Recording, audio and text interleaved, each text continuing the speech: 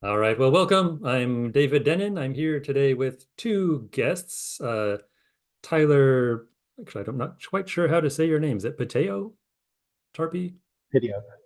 Piteo-Tarpy. Okay, Tyler Piteo-Tarpy, and of course, DanielTarpy. And today we're going to be talking about fundamental reality, a complicated topic that was a little bit hard to nail down and delimit. But I'm going to let Daniel introduce more about that topic. He has a useful slide, I guess, that I think will be a helpful way to begin. So why don't you take it away, Daniel? All right, here we go. So basically, when it comes down to fundamental reality, the distinction is usually between idealism and materialism, which is now usually referred to as physicalism. This idea is that reality reduces to one type of thing, a substance or an entity. For idealism, it reduces to mind, consciousness, or something mind-related. For physicalism, it reduces to material objects or entities, which has now been increased to include things like energy, spin, space-time continuum. So we're getting into like slightly non-physical elements when we talk about modern physicalism. Within this idea of reality reducing to one type of thing, of course, we have pluralism, which is reality reducing to two types of things. We have substance dualism, property dualism, the idea that reality can be either both mental and material, or that reality is one substance, but it has two different characteristics. And there are a couple of other kinds of ideas within this framework, such as informationalism and quantum field theory. But the main tension is between materialism and idealism. Then we have other positions that have reality reducing to a non-thing, a non-substance or a non-entity. This is like process ontology, which is reality reduces to events, not to an entity, not to a being, not to matter, but to activity, a process of beingness, of becomingness. Relationalism is also similar to this. Reality reduces not to the relata, but to the relations between them. So the relation is what is fundamental, not the things that is related. Then we also have other positions where reality is irreducible. The holographic universe says that in each minute piece of the universe, it contains the entire universe. And therefore, the universe cannot be reduced to something because the universe is one whole. This is similar to the infinite or a loop, where reality is an infinite loop of regression. You can never regress down to the beginning.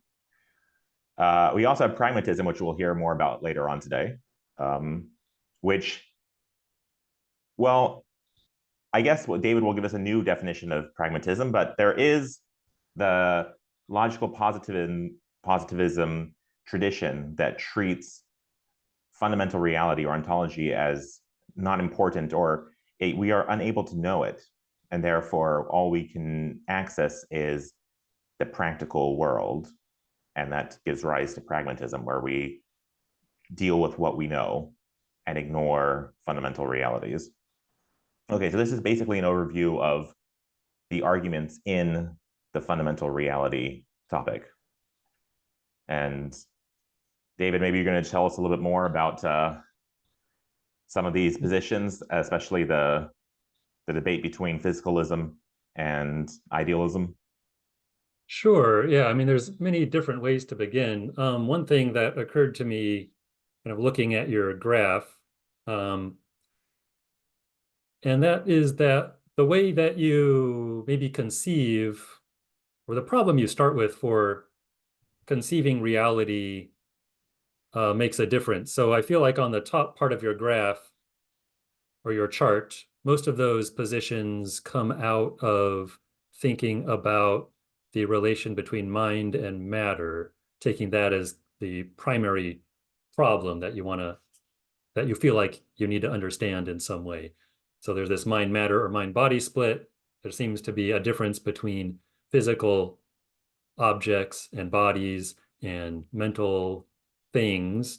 And how can we explain that by reducing one to the other or saying that they're both fundamental in some way? But then at the bottom two levels, at least in part, some of those, I think some of the major areas of those two bottom levels, it's more, I feel like it's more related to the difference between life and non-life, where you're trying to understand, what is the difference between living things and non-living things, or what is the relation between the living and the non-living? And does one of those reduce to the other? Like, is the universe kind of like an organism, or how do living processes come out of non-living processes? And that gives you a whole other kind of metaphysics or sense of what is fundamental. And I think pragmatism in general has been more, it really developed in response to Darwinism, especially. So it's much maybe more concerned with life, not with a not life, non-life dichotomy rather than the body mind or body mind matter dichotomy, although they've had stuff, pragmatists have had stuff to say about that too. But I think really the physicalism, idealism divide has come more, well, as kind of the name suggests, out of this apparent difference, irreconcilable difference between the physical and the mental. Do you think that makes sense? Yeah, it's quite interesting when you break it down by like the motivations for these different positions. Uh, yeah, I totally agree that the biggest, the one that has gained the most traction is this conflict between physicalism and idealism, because everything that we talk about, everything that we see or understand is based on consciousness. That's the most fundamental, the most apparent thing that we have in the world is our consciousness. And yet there's also this world of this physical world, and there's some kind of protective shielding over nature. In other words, we're not living in a dream where things just appear and disappear out of reality. Reality is objective in a way, and yet we are conscious. And that's why those two elements are the hardest or the most apparent, if the need for us to be able to have a theory to explain those two things. But I do also agree with you about pragmatism, how it takes a slightly different view. Maybe its view is not, okay, there's these two big problems, like the hard problem of consciousness, but there's two big problems, which we have matter and we have consciousness. We have to account for these two things. Pragmatism maybe takes another position that says, how are we going to live? How are we going to get on in the world, or how do we do anything? And yeah, I mean, I totally agree with you with this, the position, like whatever you're going to do in life, you're going to apply a different measurement. So all of us in everyday life are pragmatists. If we're doing physics, we're gonna be doing, we're gonna be using a totally different fundamental than if we're like constructing, if we're going fishing, or if we're doing counseling. It's a totally different world, and you use a totally different fundamental reality for each of those positions. And therefore, I do like that motivation. If you want to get on with life and accomplish something, what is the best way to get to your end goals? Yeah. And we'll circle back, I think, to those issues later. And I think you've touched on indeed why I and some people at least are attracted to pragmatism, is that it's frames theories in terms of what helps us cope with life, cope with our environment, and so on. I do want to maybe look at the physicalism, idealism issue a little bit to begin with, because I think that's maybe the more common way that people think about fundamental reality. Is it mental? Is it physical? I think physicalism has come to be the maybe default position, at least some version. There's many different versions of physicalism and materialism. These terms, there's a historical difference between materialism and physicalism. We'll probably be using them interchangeably. They've come to be basically interchangeable these days. But physicalism or materialism has basically come to be the default position, I think, for many people, at least some version of it. And again, there's many different versions of it. What's been really interesting to me recently is the resurgence of idealism. And I'd like to hear your guys's thoughts about this. In the last several years, I don't know, 10 years or maybe more, there's been much more interest in ontological idealism. I can say where I think that has come from. And specifically, I'm talking about a naturalistic version of idealism or ontological idealism. There have historically been many different kinds of idealisms. Often these have been connected with religious ideas or a kind of theism, where kind of the absolute mind ultimately is the mind of God, or something of that nature. Naturalistic, modern, kind of the recent naturalistic idealisms don't really take that approach. They posit that consciousness is fundamental in some way, but it's not some deity's consciousness or some, I don't know, they don't try to draw a connection with religion. So that's one interesting aspect of it. It comes more out of a scientific worldview. I think the recent idealisms came about thinking about two problems. One is the hard problem of consciousness, and solving or dissolving the hard problem of consciousness by saying consciousness is just fundamental, and then you avoid the supposed hard problem of consciousness.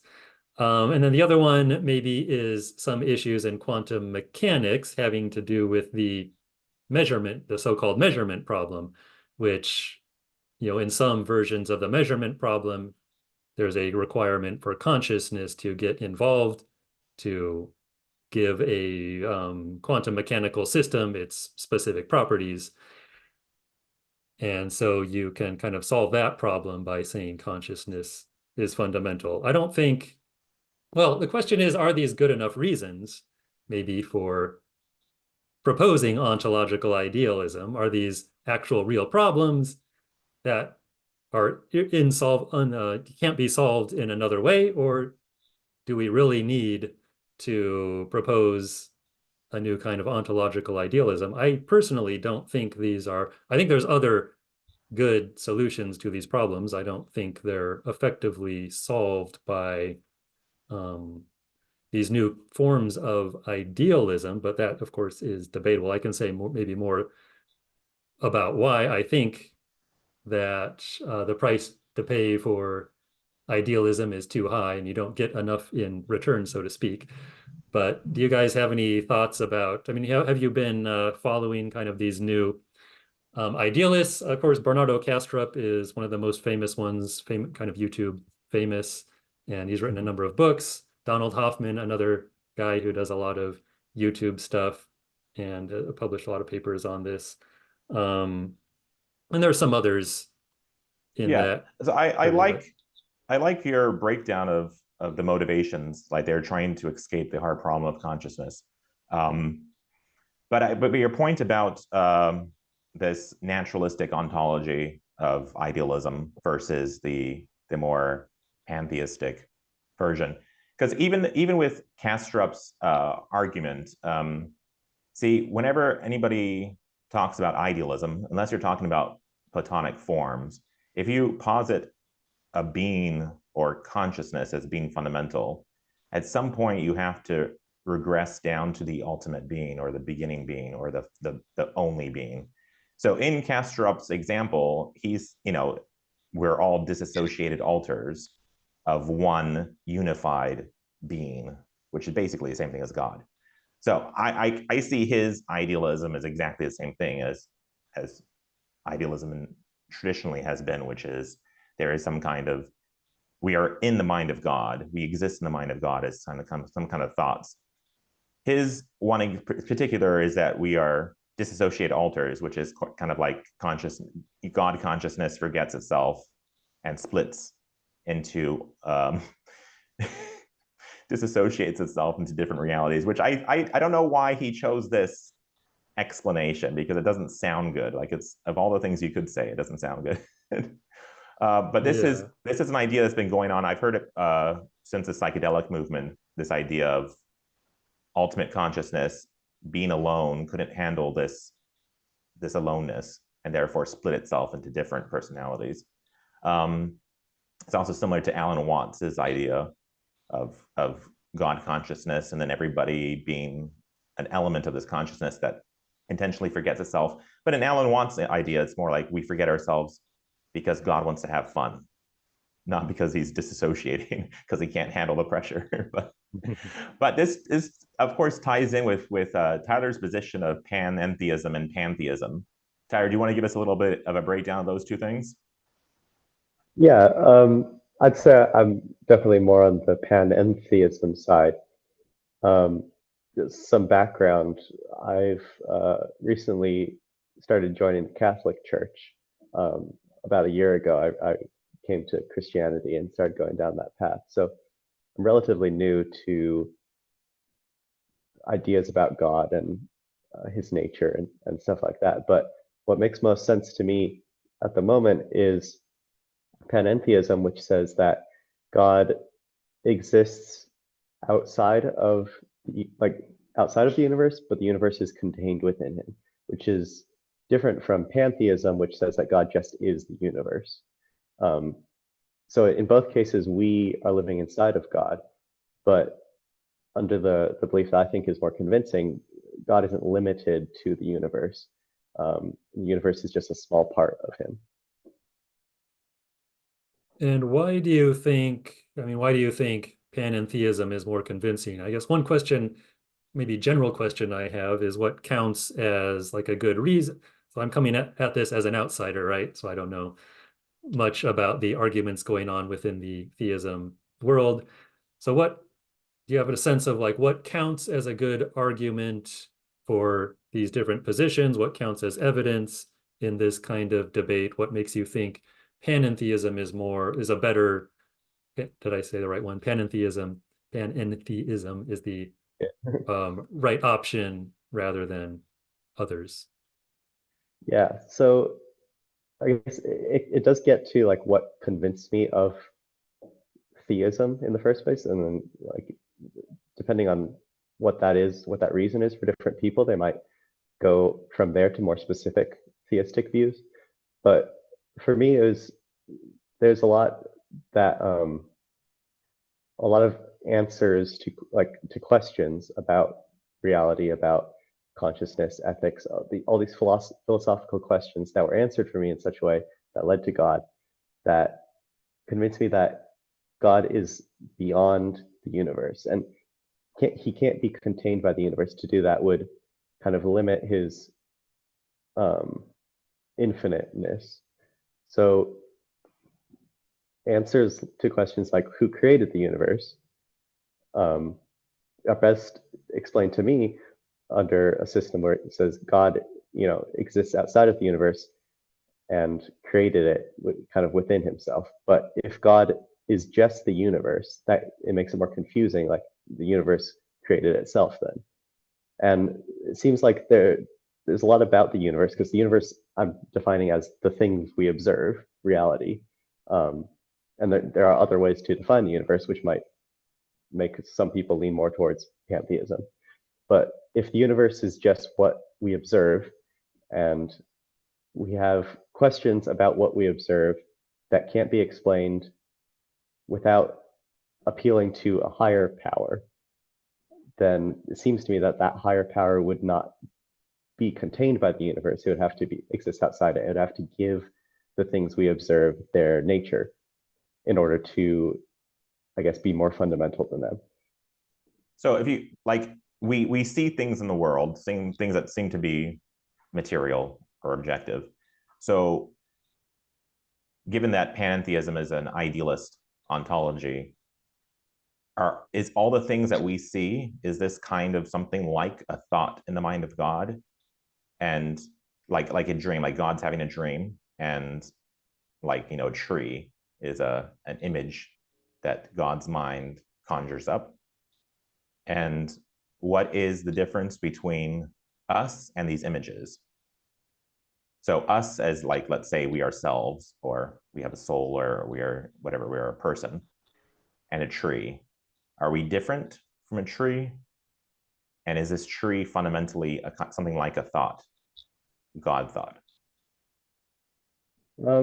So I guess the analogy is like dream. So okay, this is a problem with talking about God.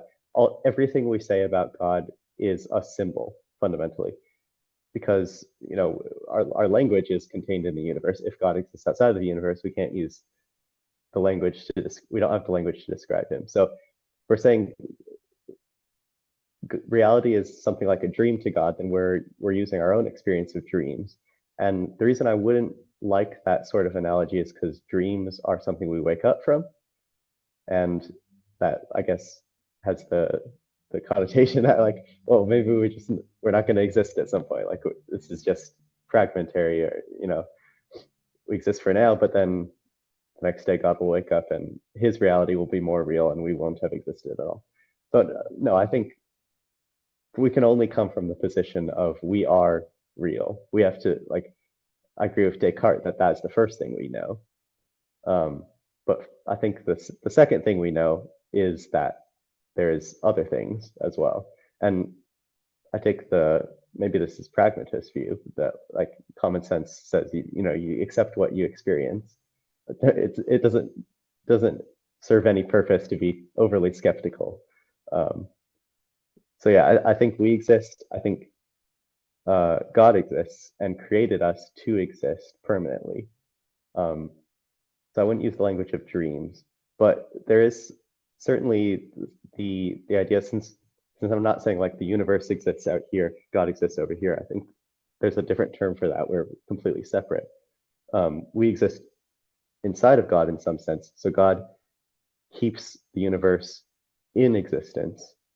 He is the source of it, and he is continually keeping it in existence. Okay, so we're fundamental. Yeah. And the tree, its tree is, well, I mean, I guess in a sense we're not totally fundamental in that we're dependent on God, but we're fundamental in that we go all the way down to wherever God is, the fundamental ground of all being. But the tree doesn't. The tree is some kind of outcropping of God's consciousness. Well, I don't. Or like the material world, let's say. The material world is some kind of outcropping of some kind of underlying consciousness. Yes, but so are we. So I'm not sure if we should separate ourselves from the rest of creation in that way. Like we separate ourselves because we are the one doing the separating. Like we are conscious of ourselves, but because we're also conscious of the rest of creation, I think we should also assume that that exists at the same level of reality. But you wouldn't agree with Kastrup's idea of idealism, where there is some kind of unitary consciousness that fragments into different selves. No. And to be fair, I don't know much about modern philosophy. I'm still reading relatively old works for school and on my own. So I didn't read Katsup, but I don't know. I think the idea of God has to be something that is completely unified. Otherwise, it doesn't serve the purpose of God. So if God is disassociating himself, there's a lot of problems. That's like giving him, human flaws.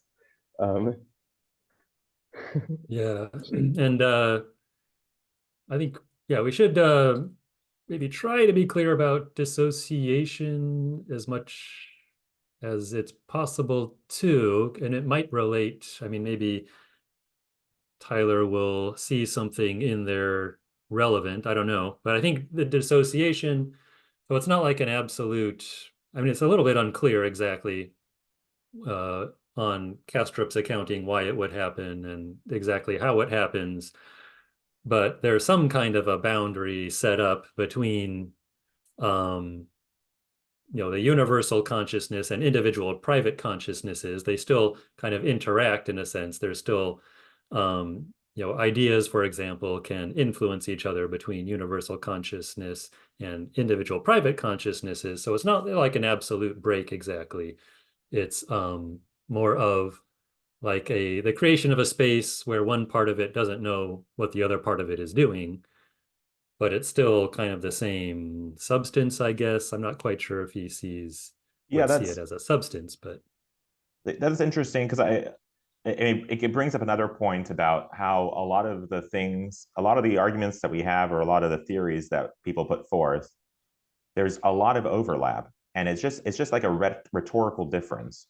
So this idea of dissociated alters just those words are negative, but there is it's a very small or rhetorical difference between the other concept where God is a sun and we are the rays of the sun.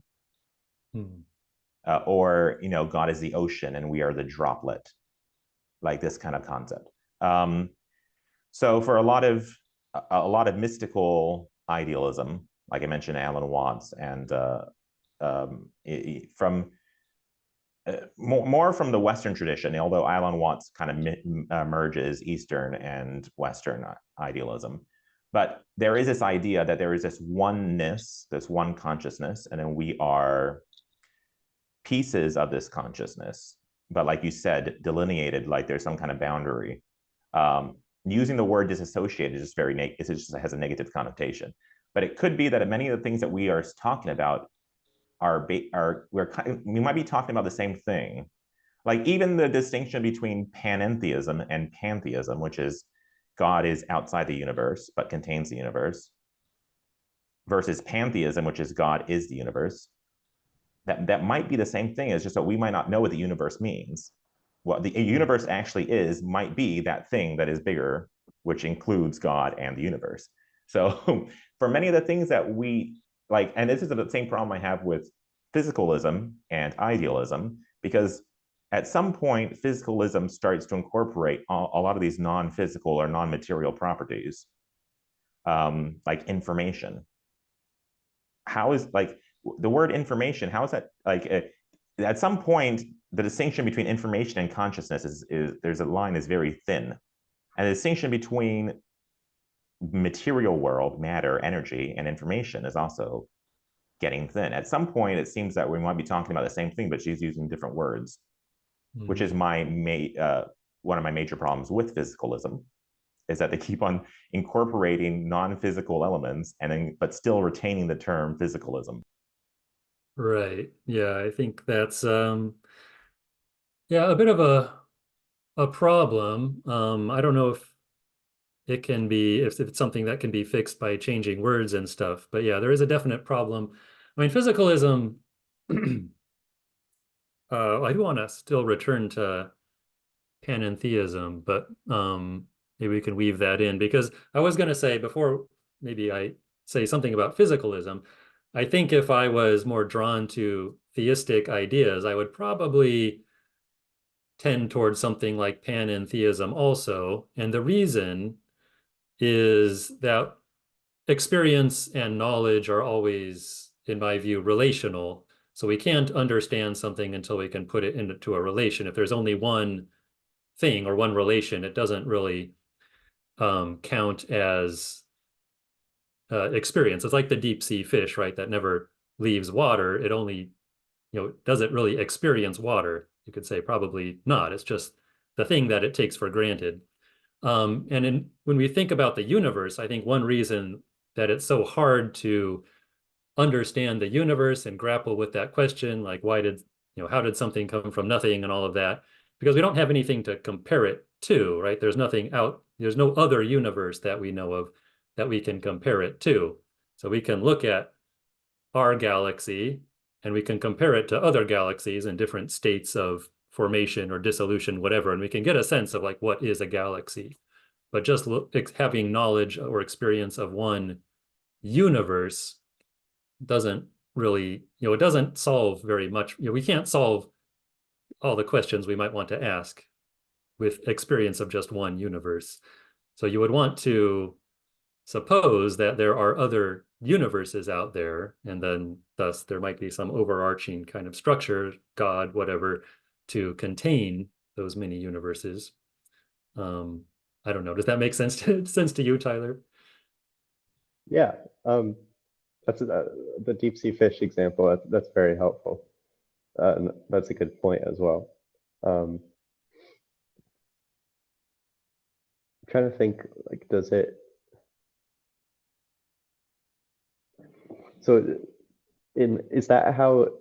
I guess is that how you would answer the question of what is most fundamental? This is a question about pragmatism. I don't know if you want to move the conversation on, but this question I have, is that how you think of what is most fundamental? That we just can't answer it because what is most fundamental is the thing we most take for granted. It's just something we can't compare and therefore can't experience. I think that's one way to look at the question of what is most fundamental.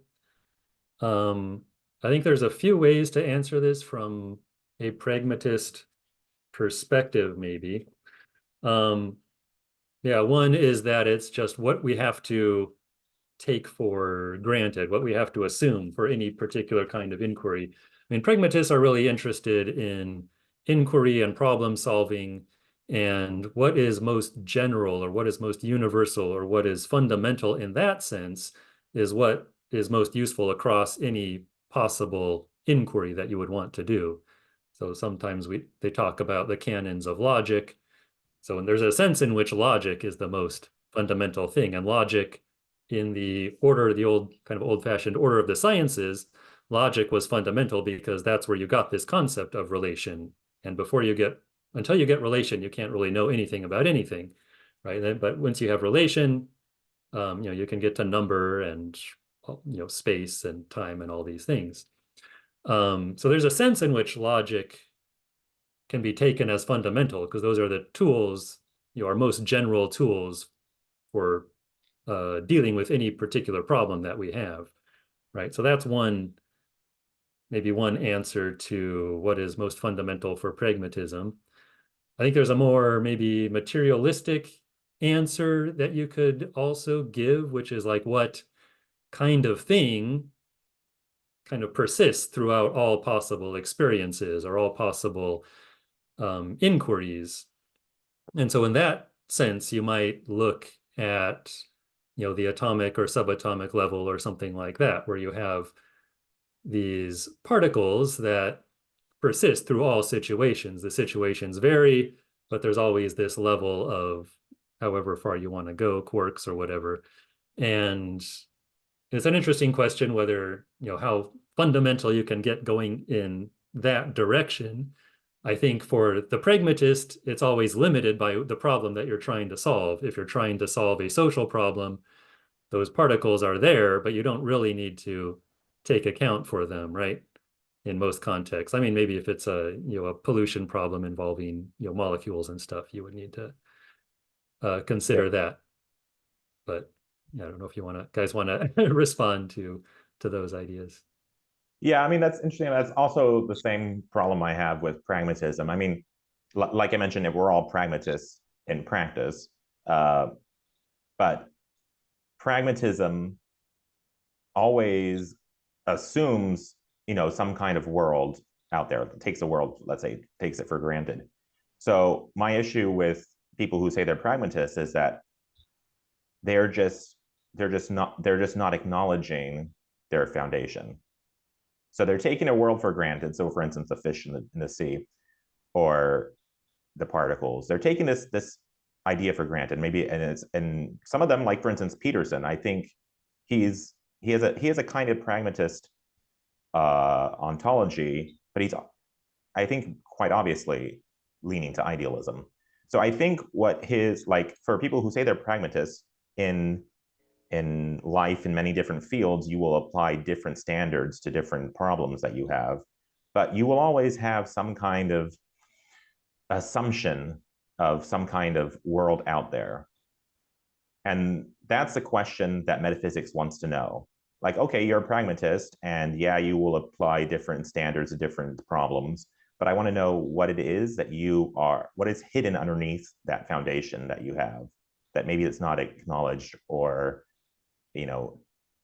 detailed or explained. But usually it will be some kind of leaning to idealism or leaning to realism or materialism. So the idea of the fish, there's just takes for granted there's something out there.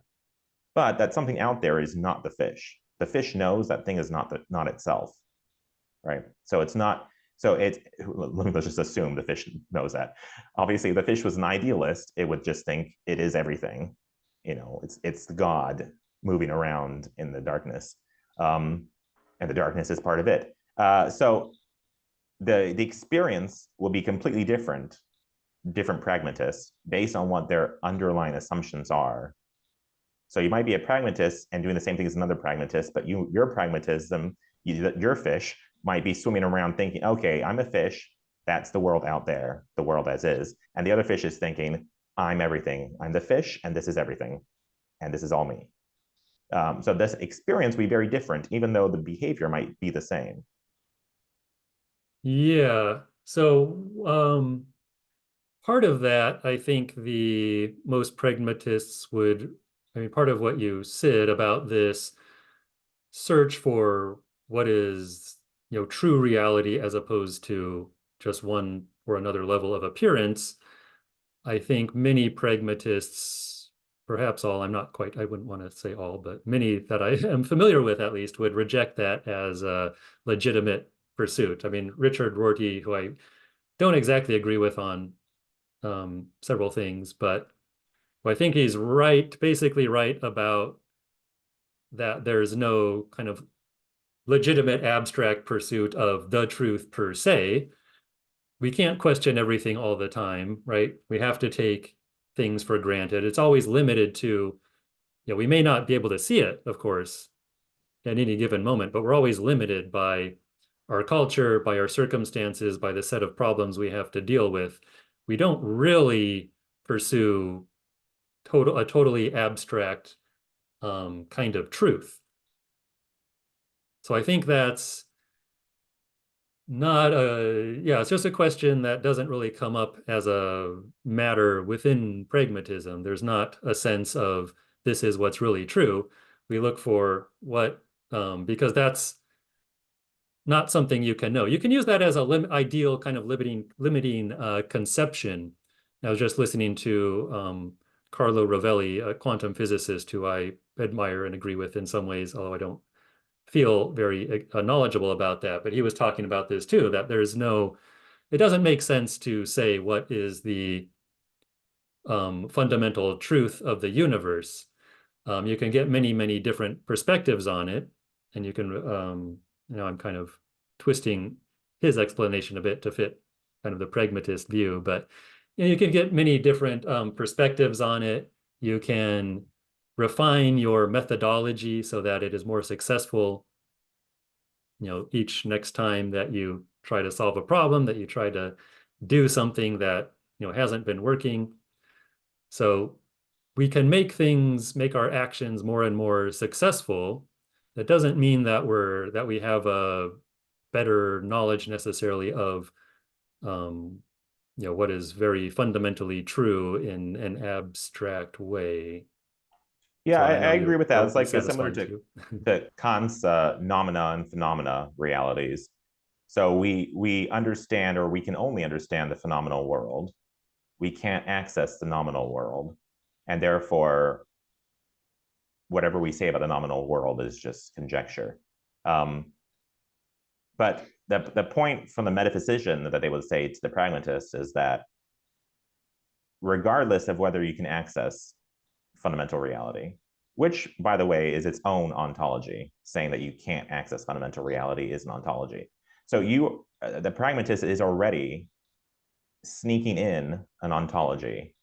Well, it's saying, I think, that there is no, they're saying, I think, more that concept isn't a valid or useful concept. So yeah, which it could still be ontological, but yeah. This is the same argument people had with the logical positivists, who are like, either it's not a necessary argument, or even if it is an argument, it's not important. What's important is the world that you can access. But if your theory is that there is a world you can access and a world you cannot access, that already is a kind of ontology, even though the claim it's is not, that there's rejection of ontology. yeah, I don't think it's claiming that there's a world you can't access. Um, it's saying that we can posit an ideal. So one way to think about fundamental, like what is the absolute truth, would be what is this thing from an infinite number of perspectives? That's obviously not something you can attain, but it is something that you can progress toward. So you can never have an infinite number of perspectives on the universe, but you can have more and more perspectives on it. So there's a sense in which, so it depends on how real you want to see those infinite number of perspectives. I would say it's not real. It's a symbol that we use maybe to guide our behavior. It doesn't, it's not something that exists per se, but we can, add perspectives. We can look at things in different ways. We can apply new techniques and so on. I don't know if that successfully answers your challenge, I but think like, Peterson's statements that everybody is religious or everybody believes in God. To me, I think it's like everybody has a metaphysics, even if it's not acknowledged. And I guess the question is, like we mentioned in the beginning, about finding the motivations. Like, what are the motivations? Like, is it distinguishing between materialism and the consciousness and matter? Is it finding what is helpful to achieve a goal? I think trying to figure out these motivations it sheds a lot of light on these different positions.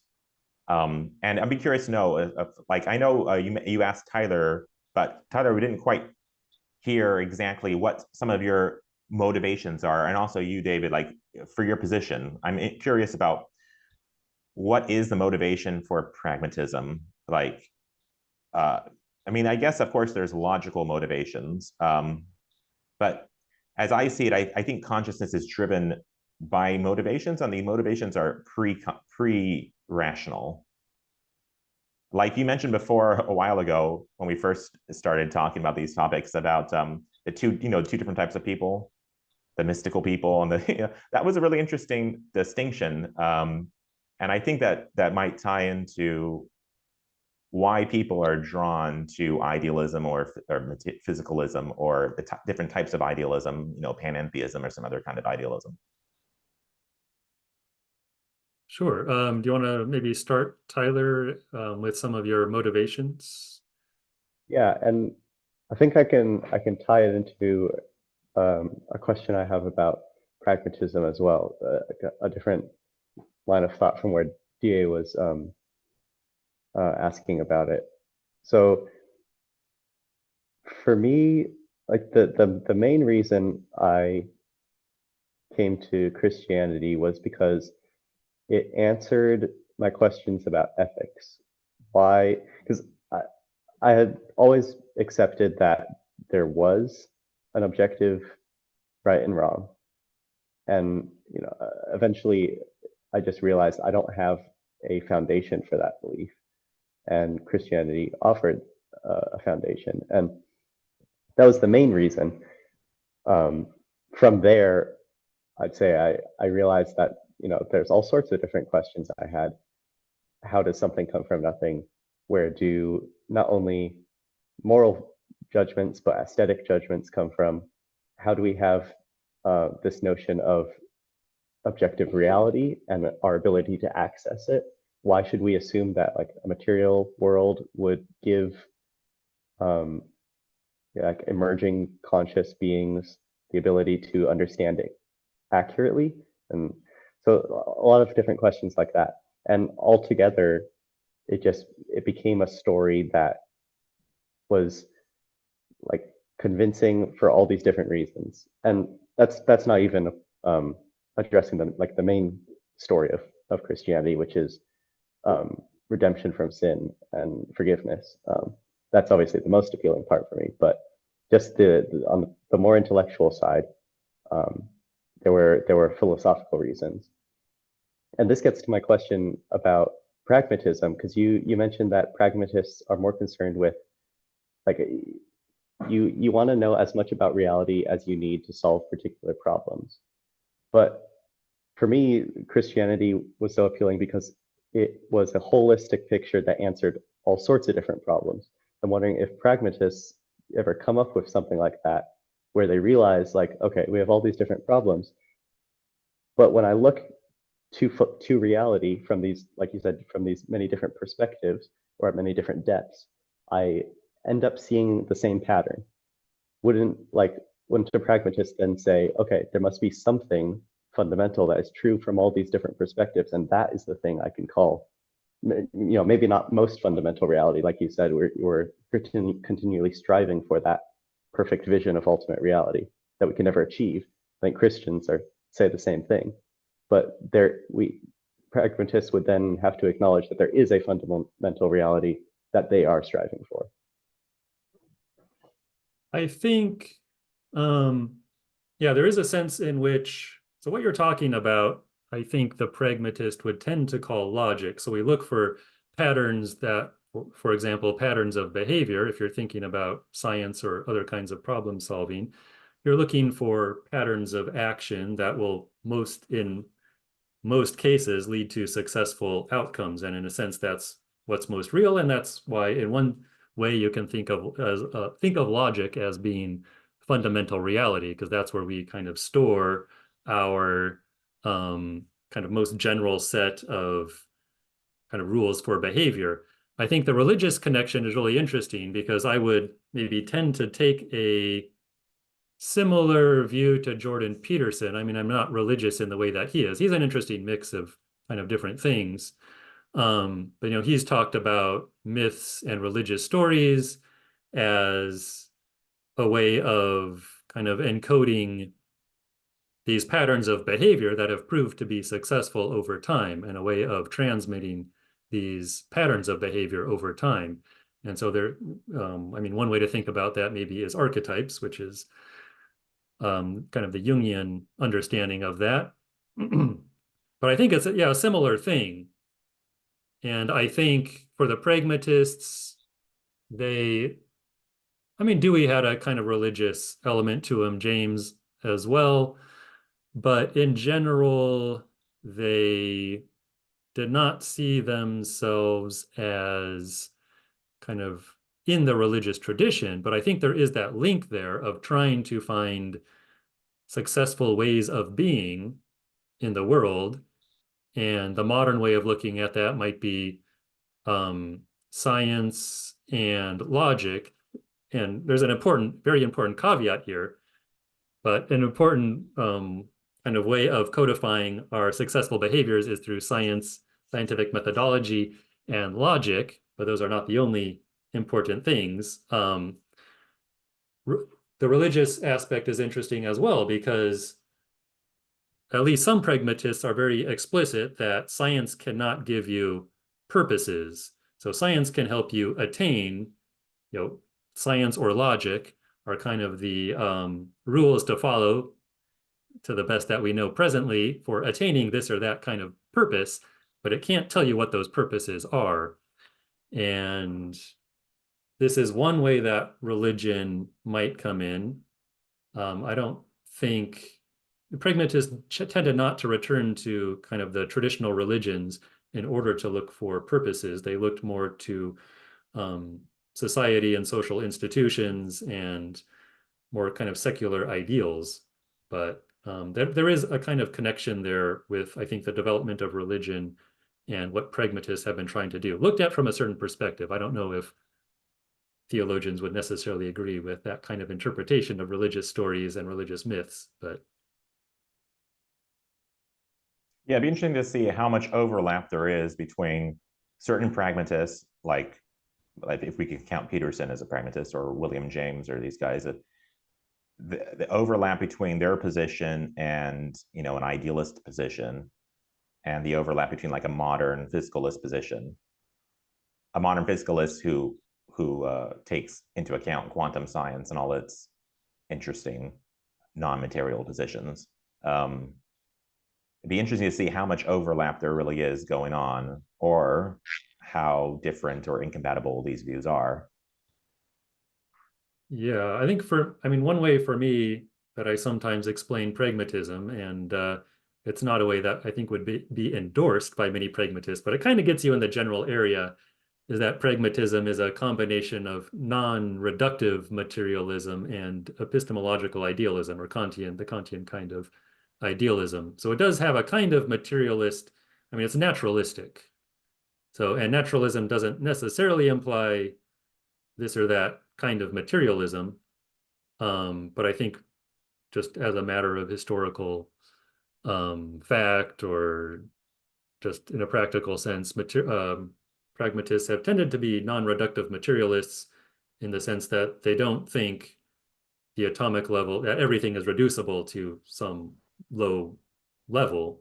They think, experience is a real thing. You have to take, in a sense, you have to take the common sense world for granted, what have been called the manifest image, and you use science to explain and refine kind of the manifest image or the common sense world. But it's not the fact that the common sense world is reducible to physics or something else. Yeah, so there's also this idealist aspect to pragmatism. So it's not like a strict kind of reductive materialism. That makes sense. Well, interesting to hear your motivations, Tyler. And yeah, I'm wondering if there's a way to boil down those motivations to like more first principles. Like, I understand the idea of ethics, like the ethical argument. But the ethical argument already takes a lot of things for granted. Like, it takes a world for granted. It takes humans for granted. It's like, so like my position in philosophy is, I think that whatever we desire, consciousness desires something, and that is the foundation of philosophy. So philosophers like to talk about logic and everything else, but I think they're kind of missing the point. They're actually, what is driving philosophy is not logic. It's something like desire. And what is the most fundamental desire? What is it that made the first philosopher wake up and think like, oh, I need to ask this question? What are those desires? And that's what I consider to be the driving motivations. And if you build off from there, you find there's some people who are more prone to want to answer with physicalist interpretation or idealist interpretation. And so this is where I see if I will have conflict or difference with other views. If you boil it down to the fundamentals, and that's where the conflict lies. So for instance, I think a very fundamental notion is the idea of the self. So for me, from my position, obviously, I want to be real, and I want those that I care about to be real too. I want consciousness to go all the way down. This, of course, is a different position than Sam Harris, which his starting position is that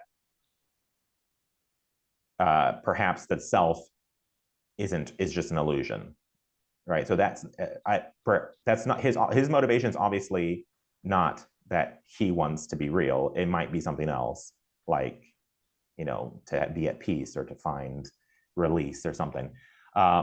So at this very fundamental level, you're going to have a conflict. And then on top of that, you're going to build a structure of philosophy and ideas and logic.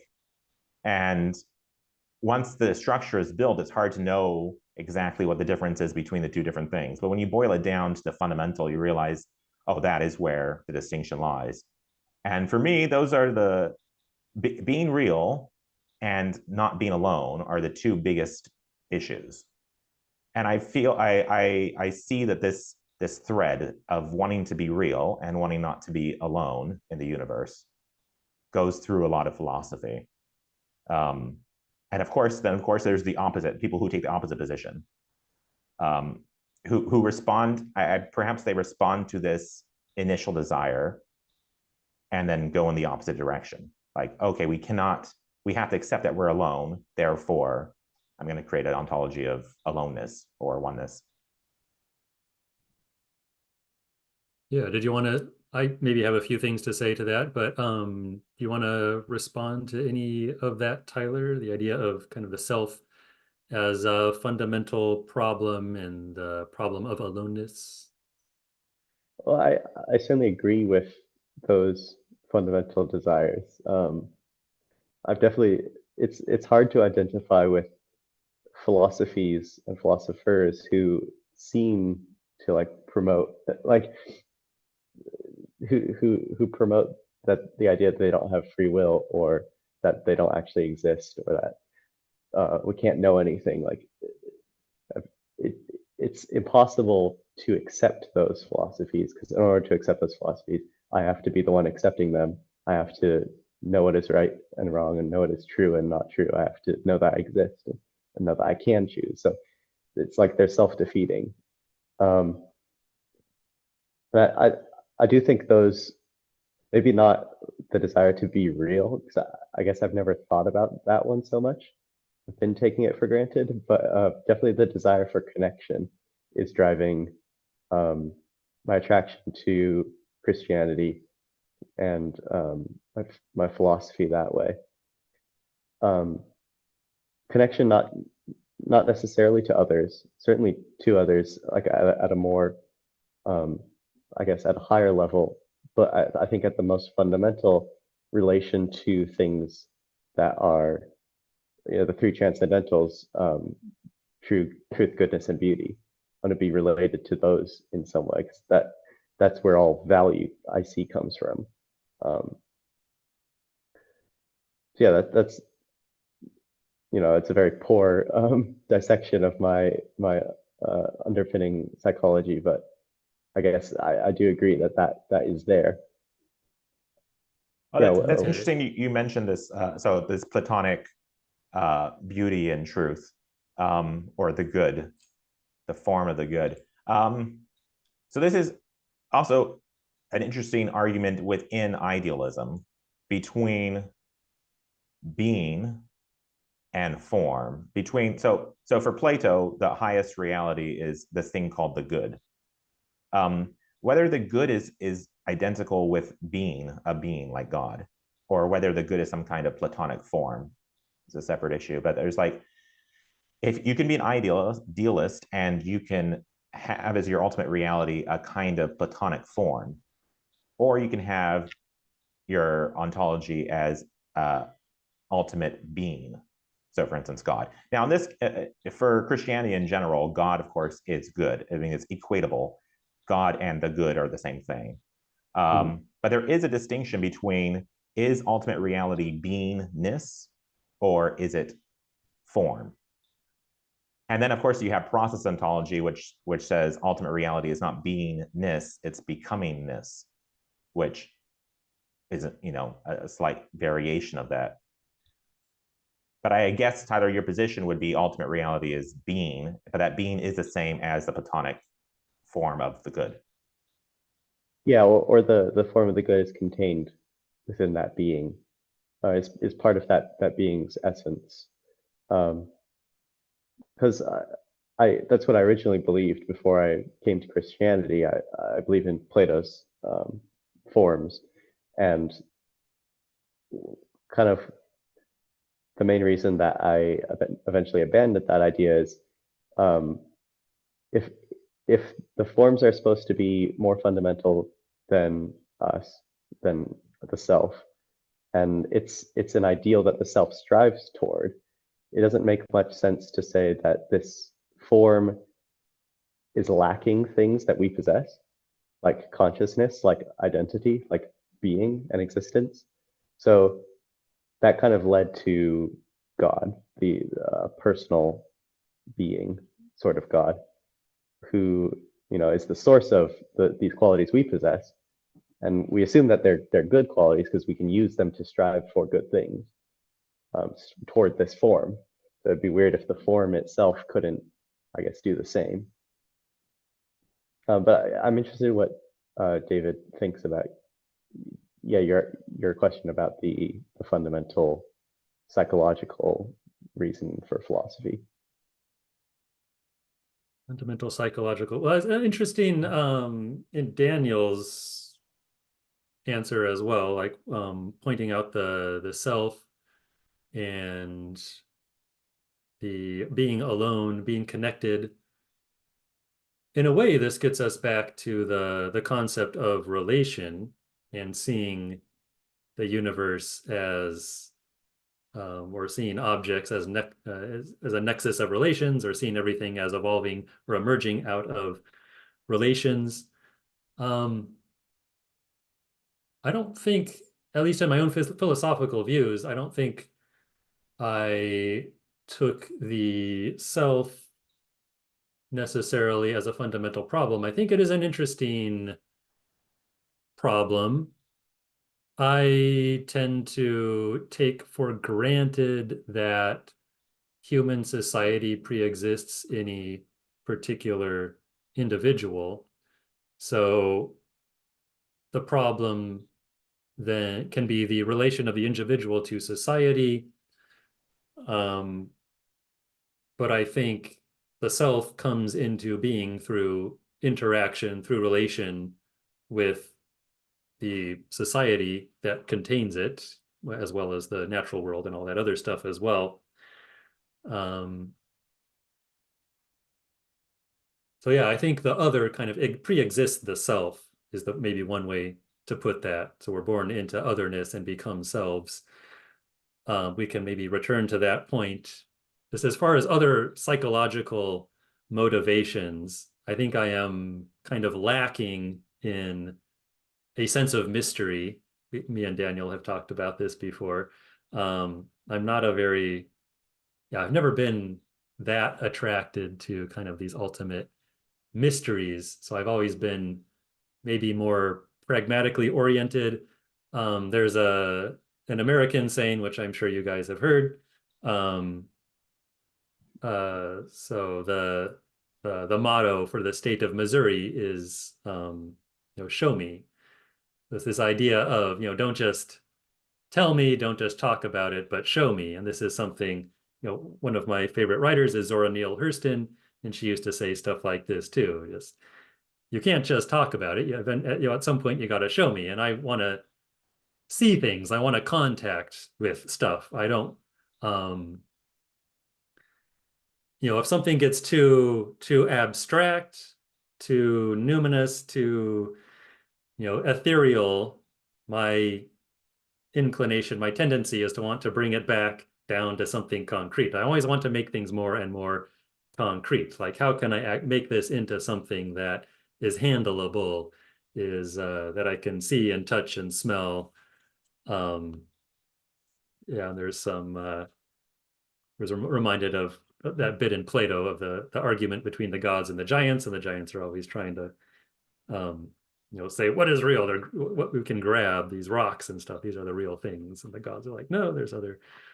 But I think, for me, I always want to look at what are the functions of abstraction. So there are abstract things, abstract ideas, but how do they actually function in concrete ways in human life? I think that's kind of my motivation. So I like bringing things down more to the human level. Like, how does it actually work for us in human lives, for people who are trying to survive and make a living and solve their problems and all of that kind of thing. I think that's more my motivation for feeling at home more with pragmatists than other kinds of philosophers, which, like an idealist for me, feels like it's getting more and more and more abstract. And I don't know what you're talking about anymore when you're talking about absolute mind. I can't really, it's hard for me to concretize that, to make sense of that, to see, how it functions. And I guess there's a little bit of a problem with that in materialism, where you get down to these subatomic particles. I mean, one of the problems with materialism, I think, historically has been, and Daniel brought this up earlier, is that we tend to, do these subatomic things really count as physical? Are we still talking about physical stuff? I think George Herbert Mead did a brilliant job of showing us where our concept of the physical came from, and it's kind of the resistances of objects around us to our bodies. I mean, that's kind of the original concept of physical. It's stuff that resists us, that resists our activity. kind of imposes on us. It's hard, it's, resists our movements, our body.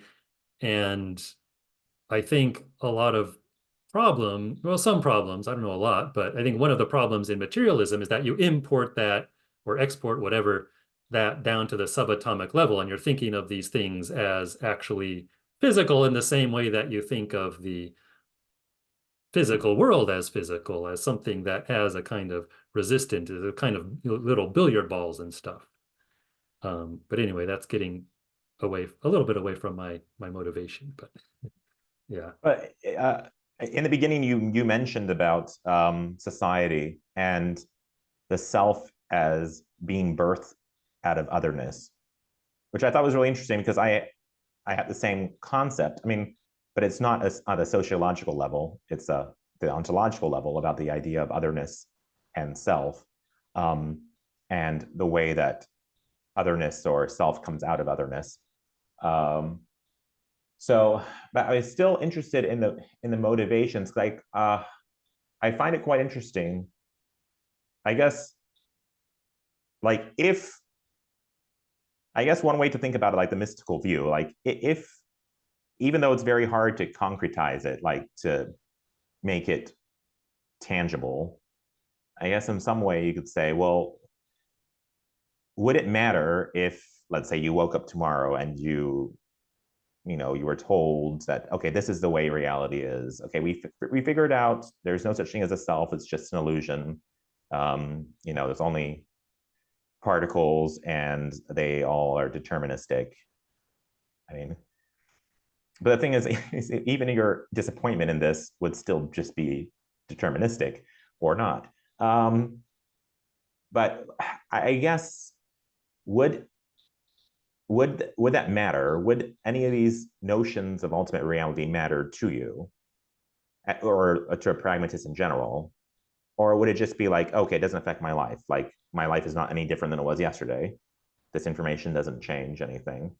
But then I think I have another motivation, I guess, that's hidden in there too, which is not only that consciousness desires something, but that this desire does something to the world. So our desire is what initiates philosophy, initiates science. It starts this intellectual journey that we're on. But this intellectual journey has a goal. It has a teleological aim. And the aim of this desire is to create, my interpretation of it is to create a home for being, to create a structure for being to fully express itself. So I think that consciousness begins in desire, and it's oriented or lured on towards the fulfillment of that desire, which is to create a home for being, for consciousness. And therefore, desire matters because desire is what drives us to build, to create. And the thing that we're creating is this future world that we are driven towards. And therefore, to me, metaphysics is not just like an idle pastime. It's not just like, oh, it's interesting. Okay, are we real? Are we not real? Okay, it doesn't really matter. It doesn't really affect my life, but it's interesting to know. So it's not just interesting to know, but I think knowing has it changes the world. I think that in knowing metaphysics, we are changing the world. It changes reality, because again, my view that consciousness has as an aspect of itself agency would mean that reality itself is choice dependent. It's reliant on choice. So consciousness co-creates reality, and therefore our desires matter because our desires have an effect. And obviously, we can see this in the practical everyday world. Obviously, our desires to build a house or find a job or get married obviously affect reality. But I push that down all the way to ontology and saying, no, fundamental reality itself is transformed by our desires, and therefore our desires matter.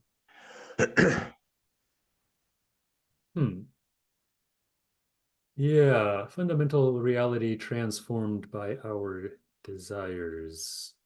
Yeah, I mean, of course I could interpret that in a pragmatist way, that our desires, I think you're right that desire does change things. Um, and it certainly does change, I think, what we take to be fundamental. I don't know that it makes sense to me to say that it changes what is fundamental in some other way, except that it changes what is fundamental for us.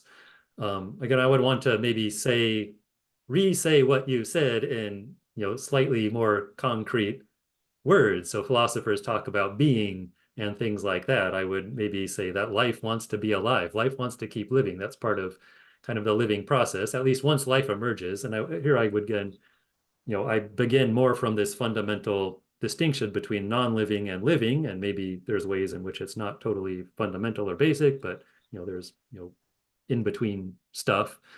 But I begin basically from thinking about the difference between life and non-life, and I do think life is desirous. Life kind of begins with purpose, right? A purpose of maintaining the system, maintaining itself. And I do think that life wants to keep living and produce a home in which it can live. And human beings are part of life, and we've found new ways to sustain our lives, to make our lives more stable, to make life more stable. I think part of that will also be going to other planets. I think that's will be part of the life process, is spreading to other planets, because that creates a greater likelihood that life will keep living, right? So I agree, I think, with your basic sentiment. I again just want to return it to like these more concrete concepts of living organisms and stuff like that. Yeah, I was going to Well, say maybe something let me, relevant to religion too, but I yeah, forgot maybe what it let me was. expand the view a little bit. Because when we talk about things like consciousness too, or like you said, like being or life, um, we have this, we take for granted what we mean when we say that. Um, and so let me present this view, and maybe Tyler, you can also give me your feedback as if it's compatible with your panentheism. But it's my idea of the triune ontology, which so normally when you hear the word trinity, trinity is understood as three entities being three different entities, but at the same time one being one entity. The triune ontology is kind of different in that it takes two things related in such a way that they become a new thing, a new third thing that is neither one thing nor two things. The mystics call this, they use this phrase, not one, not two. It's something else. It's not a oneness, it's not monism, and it's not separateness, it's not pluralism, it's kind of connectedness. And this connection between these two things can be seen as a third entity. So this is my understanding of a triune. This is, which differs slightly from the traditional interpretation of a trinity. And this triune to me, this fundamental reality triune, exists as a self and other bound together, becoming a third thing, a third reality. And this is interesting because David, you mentioned about self coming out of the other. And well, if we think about consciousness, consciousness includes, or I'm saying at least, it includes both a self-consciousness and other consciousness. Now, self-consciousness, we take for granted that means consciousness. What is other consciousness? Well, for example, I'm throwing this idea out there. I'm not sure if I'm totally married to it yet, but like if you dream, when you dream, your mind creates this world. I call this world other consciousness. Your mind becomes the other. You have a self walking around in the dream, but the dream structure is other consciousness. When people do meditation and they talk about this unification, this consciousness of oneness, I think that is not, I think that's just the other side of consciousness, is other consciousness as opposed to self-consciousness. And my idea is that the self is contained in the other, but also contains the other, like the yin-yang symbol. So the other transcends the self, but yet I am a self and you are the other. But from your perspective, you are the self and I am the other. So therefore, we have this like dynamic going on where I am both the self and the other. I am both containing you as the other, but I'm also contained by you. And therefore, the other becomes the object for the subject of the self. So reality that we see, the trees and plants, whatever, that is other consciousness in relation to self-consciousness, which is us consciousness. And this other consciousness provides this potentiality field out of which, so when people talk about idealism, like Kastrop's view is that there's this consciousness and everything in the world is elements, or people say thoughts in the mind of God or whatever, but this outcroppings of consciousness, manifestations of consciousness that we call objective reality. And this objective reality is created out of this potentiality field. So my position is that consciousness is not just what we call self-consciousness, like I'm conscious. It includes other consciousness. And this other consciousness gives rise to this potentiality field out of which objective things emerge. Now, I say objective things because for an idealist, right, everything is mind. So it's like everything is objective. But because my view is relational, there's more than one mind, we can have objectivity. Because so I'm subjective, but because you are real, because you exist, you become an object to me. You become objective to me. You push back on me. Like you said, if you hold an object, it pushes, it interacts with you, right? So because you are also real, you push back on me. You become the objective world to my subjective consciousness. And at the same time, I do this to you. Like, so we are both in a feedback loop with each other. So this is my particular view of ultimate reality.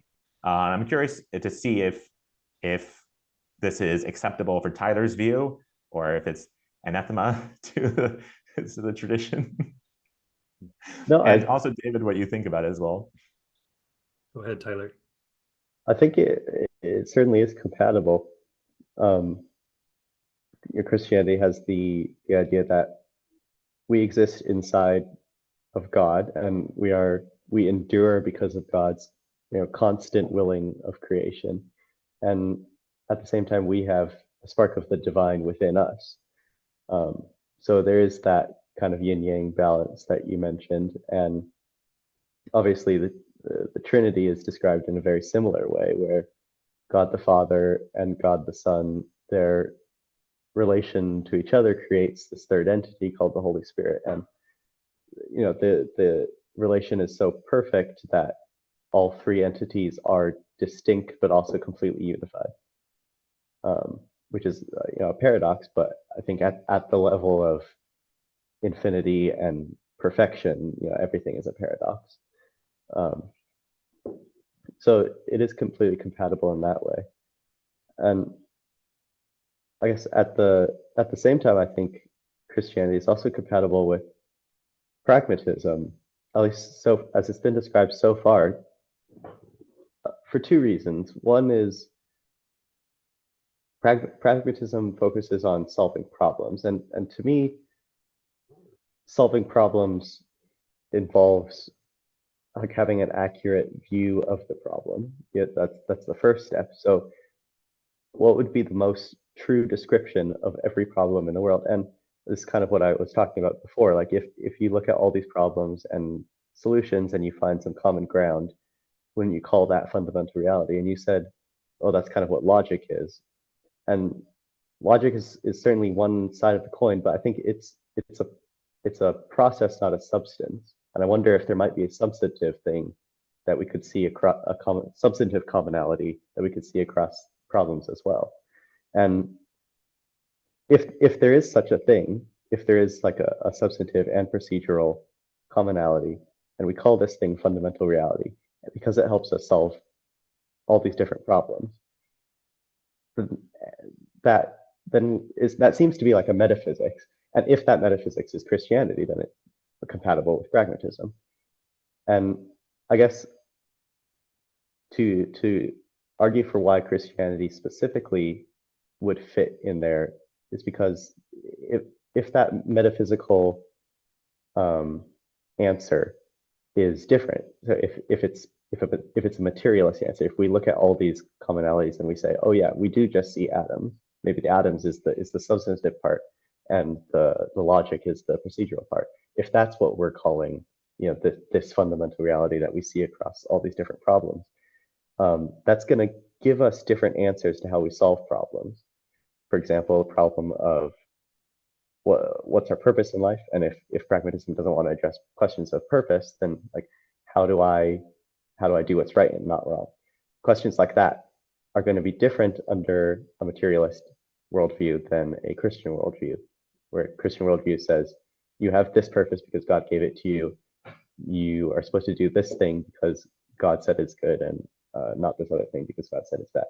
There's going to be different answers. So pragmatism would have a stake in figuring out if the commonality to all these different problems could be solved through Christianity or some other metaphysical view. That's why I think it's compatible.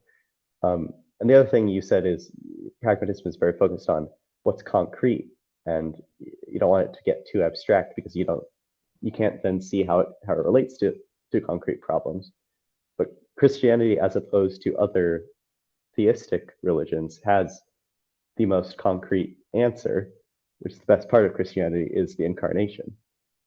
That's from a logical point of view, that is the combining of all these abstract ideas into the real world for the purpose of solving problem, like the biggest problem, which is sin.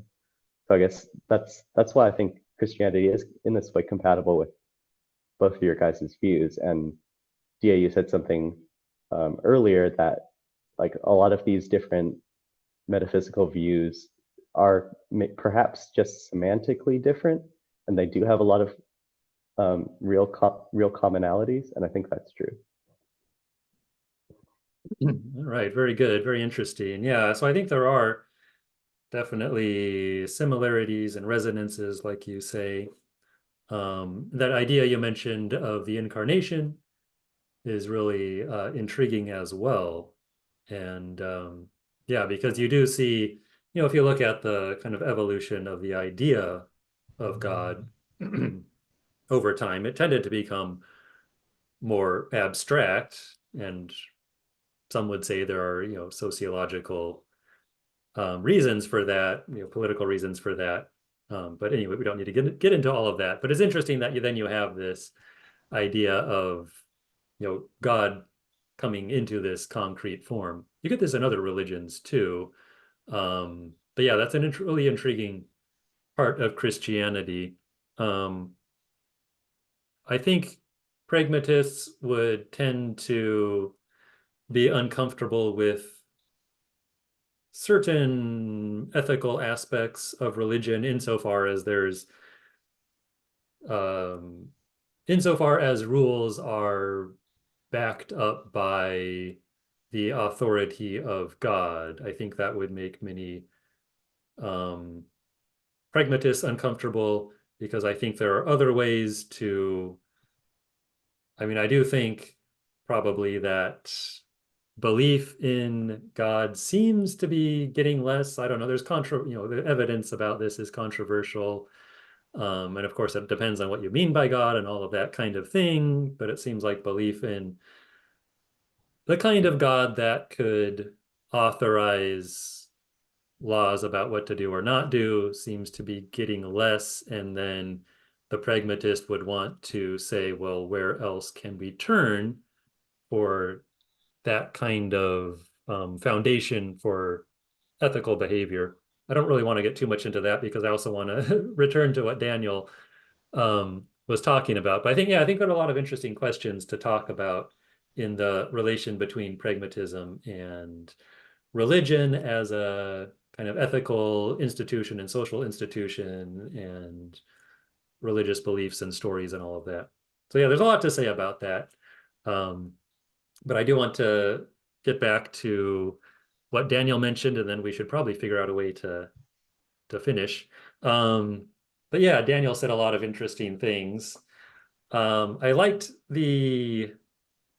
so it's kind of going back to relations. I think relations have been maybe an undercurrent of what we've been talking about and explicit at many points. And Daniel brought them to kind of into the foreground again, the relation between self and other, and this, yeah, how the self presupposes other, other presupposes self. And I think you see that in interesting ways at many different levels. I'll maybe just, yeah, without being trying not to be too long-winded about it, I'll mention two things that were just on my mind recently. So again, I've been looking into the work of the quantum physicist Carlo Rovelli, who I think is very compatible with how a pragmatist might view quantum mechanics, quantum physics.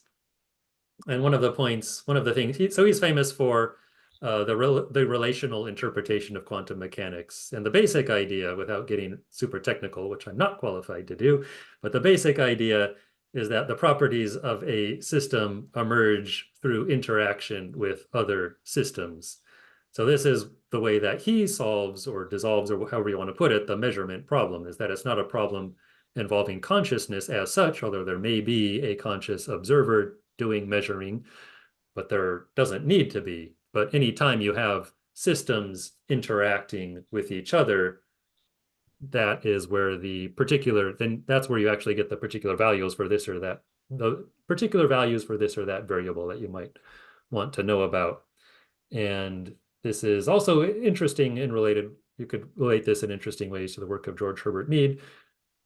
But the idea of there needing to be a relationship, I think, at the bottom in order to make things what they are, I think is very appealing, and you see in many different ways. Just one other thing that I'll try to briefly mention, an amusing example from John Dewey. He gives this idea, he's talking more about the epistemological problem, but you could also think about it in terms of ontology. He talks about,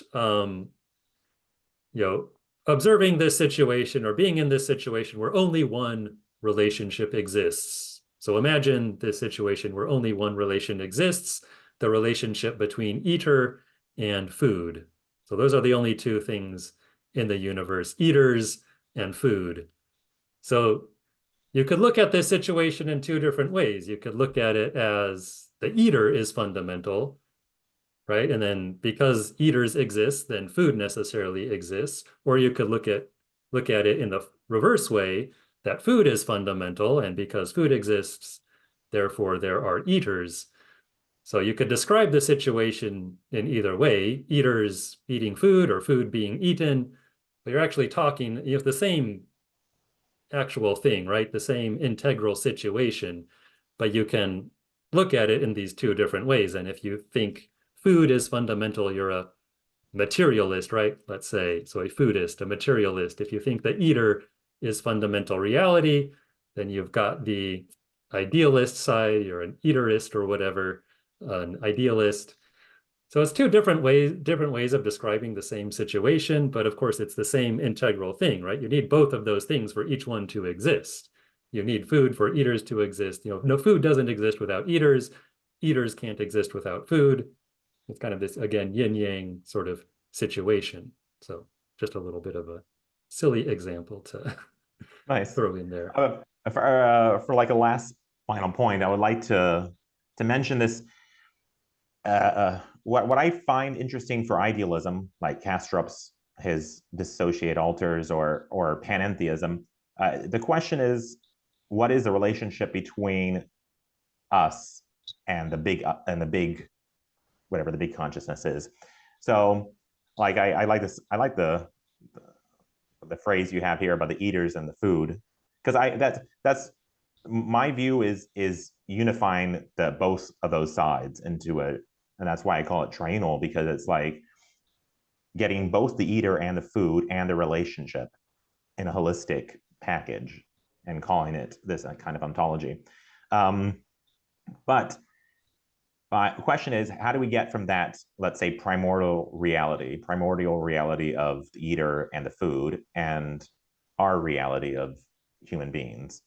What is our relationship to this primordial reality? For different idealist perspectives, in general, they have the idea of there's this ultimate reality, this ultimate consciousness, like the sun, and then we are the rays of the sun. So whatever we are is less than the fundamental. Like the ray of the sun is less than the sun itself. It's not an equal relationship. But for the triune view, my particular view at least, again, this triune has a kind of paradoxical ontology, or like the yin-yang symbol.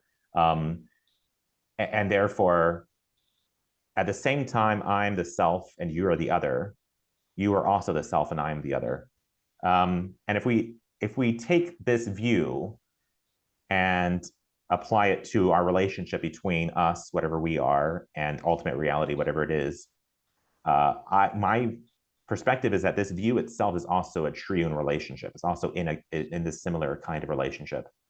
And even if we, let's say we are offspring of this ultimate reality, we are fundamental in the sense that we are the same thing as being, a child and a father. But we are also fundamental in that, like you said, you mentioned before about the self being birthed out of the other.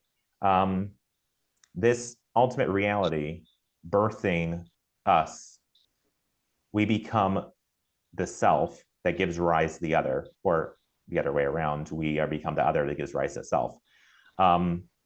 We retroactively give rise to the thing that creates us, because in order to have a self, you need to have the other. I mean, the self comes into existence because of the other, or the other comes into existence because of the self. So in the arrival of self consciousness, other consciousness comes into being, or vice versa. And this, of course, would differ from a traditional Christian interpretation, at least. But at the same time, interestingly, in the Christian tradition, you have woman. You have human birthing God. You have God coming from human. And then you have the concept of God binding itself to humanity, like a husband binding itself to a wife. And the biblical concept of husband and wife is the two become one. Obviously, so my interpretation of this two become one is the same thing in this mystical not one, not two. Obviously, a husband and wife don't physically become one, but they become a triune one. They become a new entity that's not individual, and it's not oneness, and it's not separateness. It's a new entity. And therefore, I think, so this is my particular view. I think that whatever fundamental reality is, it's in a triune relationship with us. And therefore, we are co-creators. We are fundamental reality along with this fundamental reality. And Tyler, do you have some pushback on that?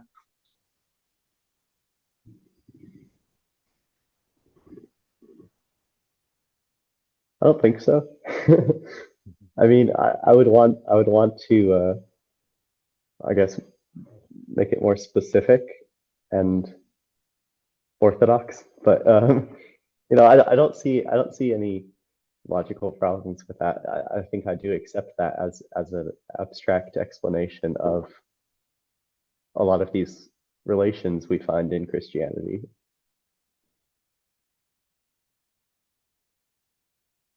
And David, what would be I guess a lot of the stuff we're talking about is something that maybe pragmatists wouldn't, or would want to at least make it more concrete. But I don't know if does it resonate at all with a pragmatist, this idea of fundamental reality? I mean, I know that you like the idea of relations. but do you, I guess it comes down to, do you think that we are related to something that's fundamental? We have some kind of relationship with the fundamental. Yeah, that's I think is a question that can be taken in different ways. And I'm not sure that I would be able to take it in the same way as you. Because I think well, I don't know exactly. Well, maybe like another way to explain it is like, so Kant's phenomenal and nominal world, right? So for him, we have a relationship with the phenomenal, but perhaps we don't have a relationship with the nominal world. That's kind of like out of our grasp. Obviously, my view is that no, we are directly in relationship with the nominal, with the fundamental. Would a pragmatist be more like on the Kantian side, to be like, okay, well, whatever ultimate reality is or isn't, we don't have access to it, or we just. Well, again, so it's not that we don't have a relation to the noumenal, but you would need to make it something like what I said before, as if you want to, you could refer to the noumenal, for example, as what a thing is from an infinite number of perspectives. And that's something we could have a relationship with as an ideal, as something that guides our behavior. So if you want to take the thing in itself, the Kantian noumenal, as a kind of ideal that guides you to refine your concepts more and more, to refine your methodology for solving problems more and more, to get to a more broadly or universally useful set of tools, I think that's fine, but I'm not sure that gives you what you would want. I think you're trying to find more of a ground for meaning. And for me, the ground of meaning is not exactly a fundamental thing. I mean, I think meaning is fundamental for people, but I think the ground of meaning is more in society, in our social relationships, not in our relationship to some level of reality that is, I don't know, below the level of social interaction, or that, pervades everything else. I think meaning is more a matter of human society. So I think those are different ways to look at fundamental. So I think meaning is fundamental for people, but I think, this more abstract idea of of the fundamental is more like a guiding principle for how we manage our behavior in relation to solving problems and stuff like that. Yeah, it's interesting that you like. I agree that like at the social level or the level of humanity, you can replicate any of these models and then apply it to, you know, consciousness being birthed. I mean, like your parents give birth to you, and then you become, first you are kind of like you don't have a self, you don't have a self-consciousness, and then the society, your parents, imprint this onto you, and you are birthed into self-awareness. So you can, yeah, have different levels of analysis. I guess obviously, because I have an ontology, I would want the same pattern to be replicated all the way down to the bottom, and therefore, like I like the measurement problem in quantum physics. The one interpretation is that consciousness has a relationship with the fundamental, and therefore we affect the measurement. And then your example where it might not just be consciousness, it could be consciousness, but it could be anything else interacts with the system. Right. I would be okay with that view, as long as consciousness also is part of the fundamental.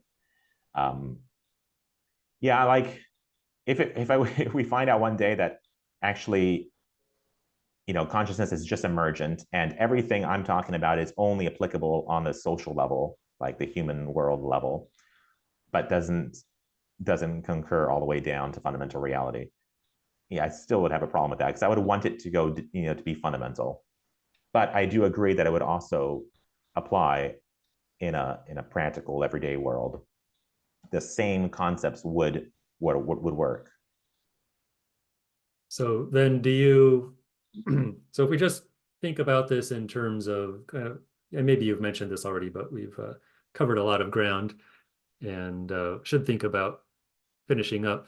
But do you see this, so do you see this as kind of an alternative or extension of dualism, where you have, I mean, dualism you could think of, I don't know if you would want to think about in terms of self and other exactly, but you could think of it maybe in terms of like mind and the thing known by mind, kind of otherness, matter, say, but then you also need to account for the actual relationship. So it's not just that there's two fundamental things, but if there are two fundamental things, then you also have to account for the relation. Is that a way of saying? Yeah, so I mean, see, it wouldn't neatly go into any category because it's obviously idealistic in that consciousness is fundamental, but it's also relational in that relations are fundamental. It's also like process ontology, where it's not just a static entity; it's a movement, it's activity going on, and the materialism is the hardest one to incorporate, but in the other, creating this potentiality field, the other becomes objective to the self. And I think that's basically the same thing as materialism.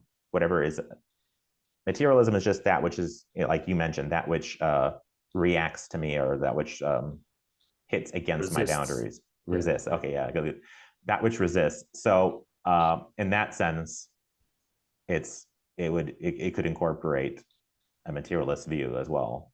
The other is that which resists to me. But yeah, it doesn't neatly fall into any category. Therefore, I have my own category. Yeah. All right. All Sounds it was great having this discussion. We covered a lot of ground.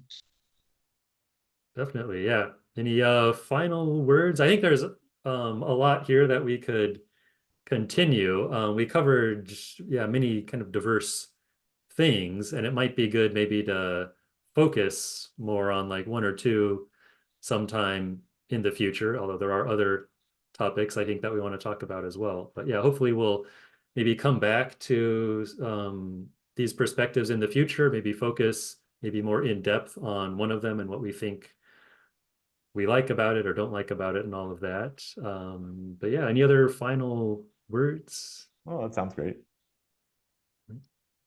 I'd like to say thank you for hosting this talk and inviting me to participate. Yeah, it was great meeting you.